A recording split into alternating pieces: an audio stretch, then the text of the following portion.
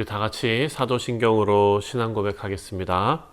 전능하사 천지를 만드신 하나님 아버지를 내가 믿사오며 그 외아들 우리 주 예수 그리스도를 믿사오니 이는 성령으로 잉태하사 동정녀 마리아에게 나시고 본디오 빌라도에게 고난을 받으사 십자가에 못 박혀 죽으시고 장사한 지 사흘 만에 죽은 자 가운데서 다시 살아나시며 하늘에 오르사 전능하신 하나님 우편에 앉아 계시다가 저리로서 산 자와 죽은 자를 심판하러 오시리라. 성령을 믿사오며 거룩한 공회와 성도가 서로 교통하는 것과 죄를 사하여 주시는 것과 몸이 다시 사는 것과 영원히 사는 것을 믿사옵나이다. 아멘. 찬송가 85장입니다. 구주를 생각만 해도 함께 찬송하겠습니다.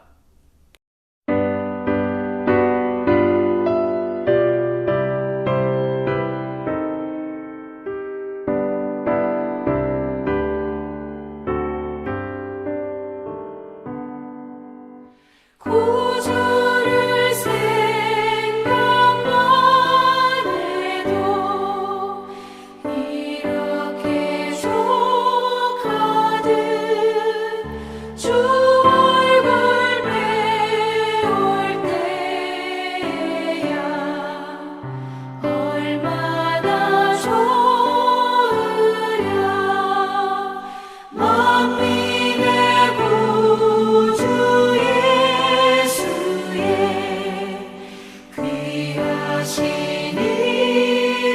이름은 천지에 있는 이름 중 비할 데 없도다.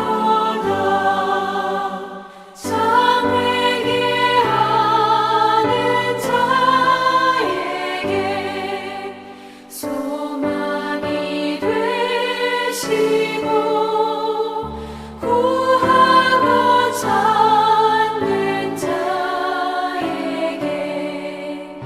기쁨이 되신다.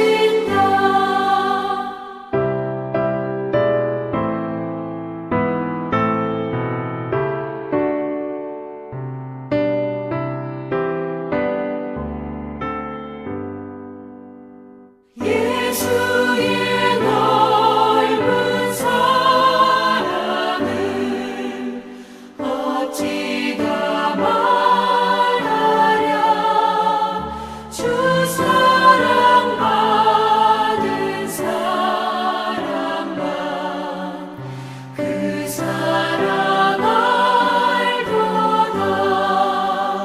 사랑의 구주 예수여 내 기쁨 되시고 이제로부터 영원히 영광이 되소서. 아멘.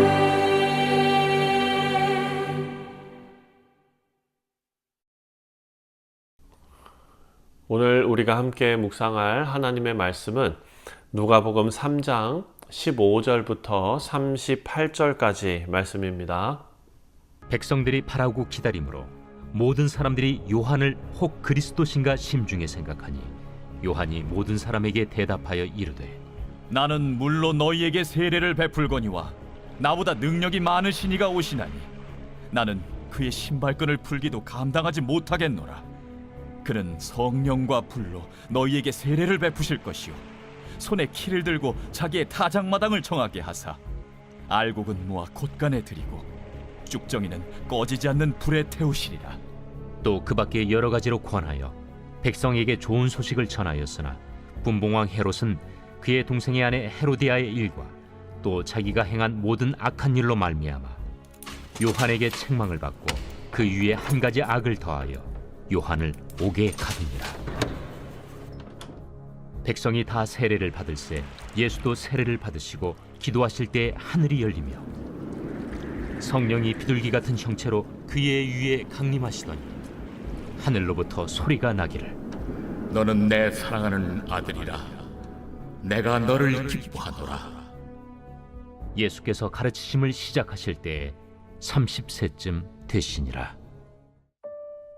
사람들이 아는 대로는 요셉의 아들이니 요셉의 위는 헬리요 그 위는 맏다시요 그 위는 레이요 그 위는 멜기요 그 위는 얀나요 그 위는 요셉이요 그 위는 맏다디아요 그 위는 아모스요 그 위는 나훔이요 그 위는 에슬리요 그 위는 낫게요 그 위는 마시요 그 위는 맏다디아요 그 위는 서머인이요 그 위는 요색이요 그 위는 요다요 그 위는 요아난이요 그 위는 네사요 그 위는 스룹바벨이요 그 위는 스알디엘이요 그 위는 네리요 그 위는 멜기요 그 위는 아띠요 그 위는 고삼이요 그 위는 엘마담이요 그 위는 에르요 그 위는 예수요 그 위는 엘리에서요 그 위는 요림이요 그 위는 맏다시요 그 위는 레이요 그 위는 시므온이요 그 위는 유다요 그 위는 요셉이요 그 위는 요람이요 그 위는 엘리야킴이요 그 위는 멜레아요 그 위는 멘나요 그 위는 맏다다요 그 위는 나단이요 그 위는 다윗이요 그 위는 이세요 그 위는 오벳이요 그 위는 보아스요 그 위는 살몬이요 그 위는 나손이요 그 위는 아미나답이요 그 위는 아니요 그 위는 헤스론이요 그 위는 베레스요 그 위는 유다요 그 위는 야곱이요 그 위는 이삭이요 그 위는 아브라함이요 그 위는 데라요 그 위는 나홀이요 그 위는 스룩이요 그 위는 루우요 그 위는 벨렉이요 그 위는 헤보요 그 위는 살라요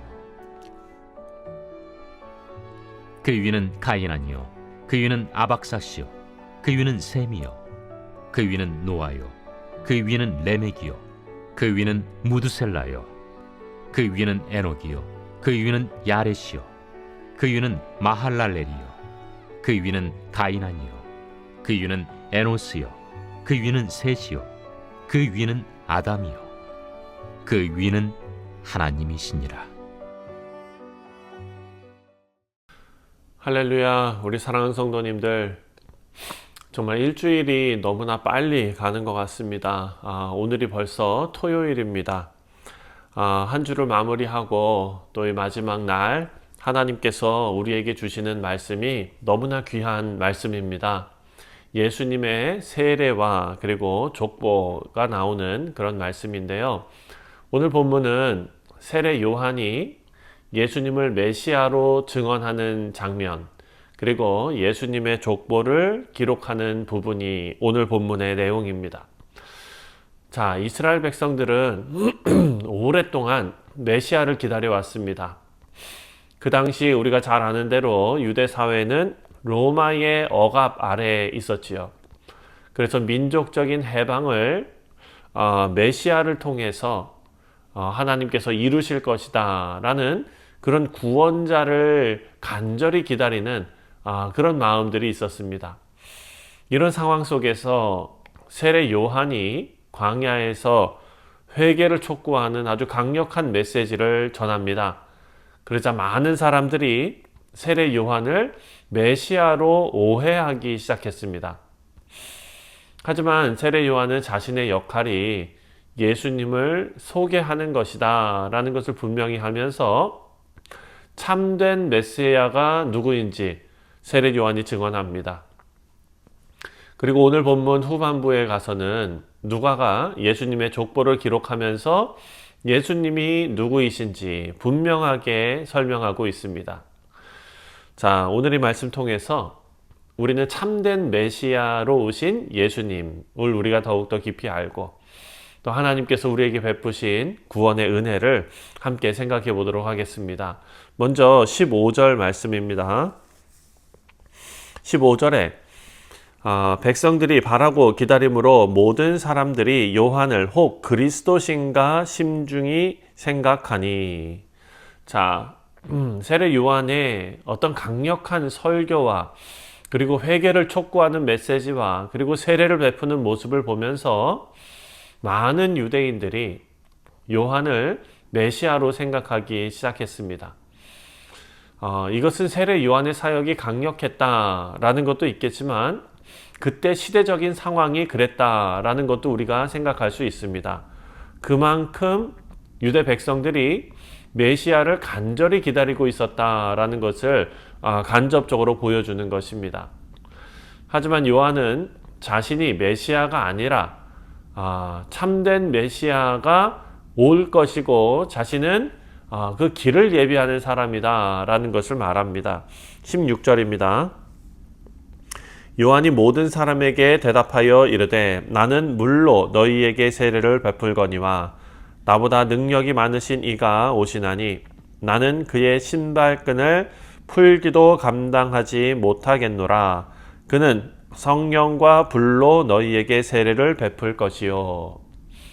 자, 요한은 자신이 물로 세례를 베푸는 자일 뿐이고 참된 메시아는 더 위대하신 분이다. 이렇게 강조하고 있습니다.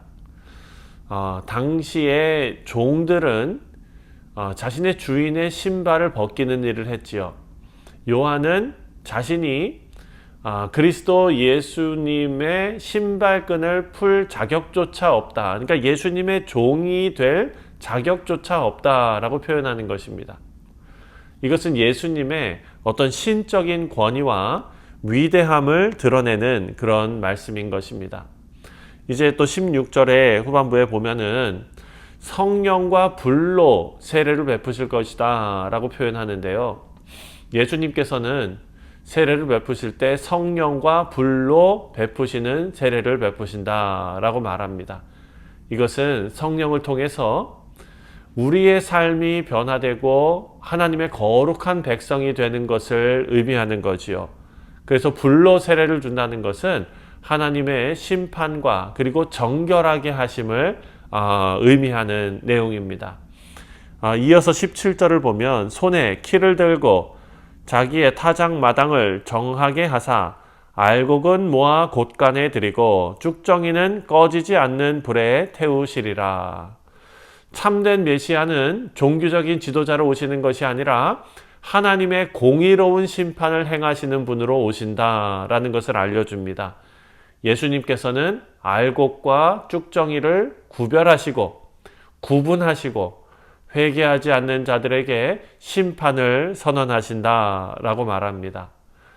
또 이제 18절부터 20절까지의 말씀을 보면 헤롯의 반응과 그리고 요한이 감옥에 갇히는 그런 일이 기록되어져 있는데요. 세례 요한은 백성들에게만 회개를 외친 것이 아닙니다. 당시에 통치자였던 헤롯에게도 분봉왕 헤롯이죠. 헤롯에게도 죄를 책망하였습니다. 헤롯은 자기 형제 빌립의 아내 헤로디아를 아내로 맺으면서 부적절한 관계를 맺었지요. 요한은 이것을 강하게 비판했습니다.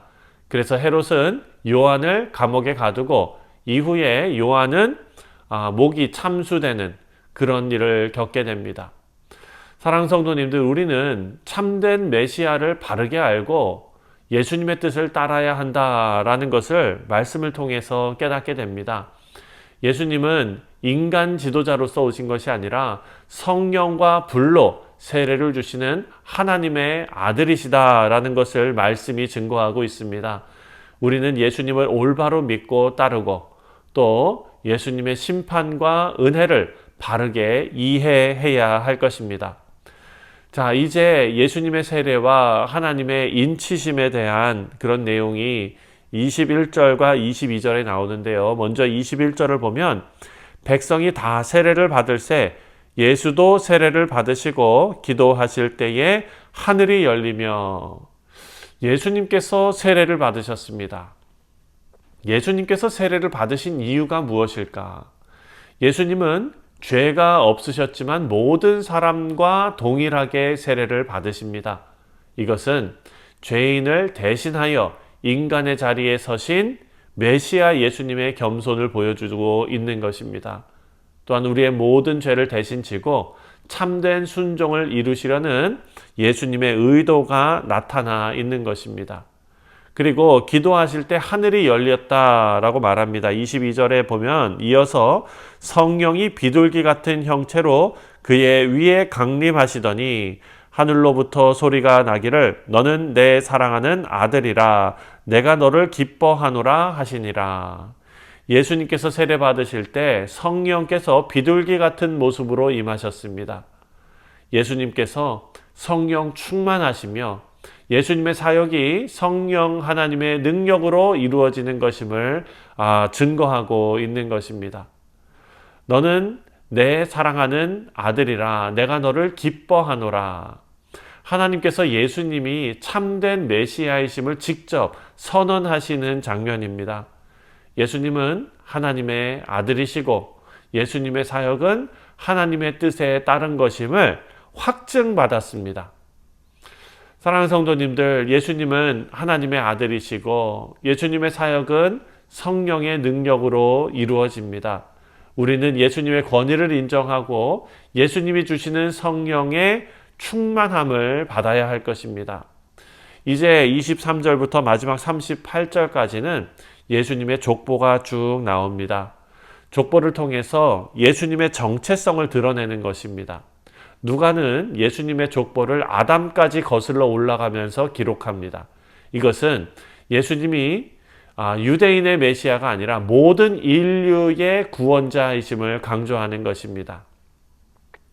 마태복음은 예수님의 족보를 아브라함부터 시작하지요.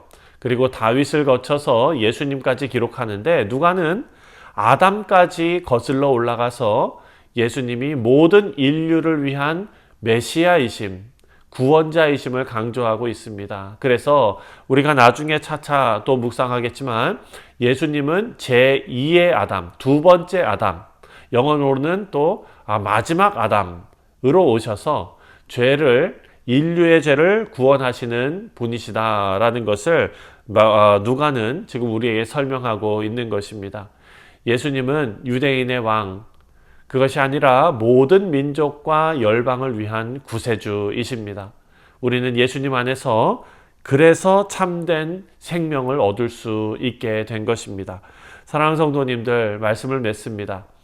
오늘 말씀 통해서 우리가 여러 가지 영적 교훈들을 깨닫게 되었지만 첫 번째로 예수님은 참된 메시아이시고 성령과 그리고 충만함으로 세례를 베푸시는 분이시다라는 것을 우리가 생각하게 됩니다.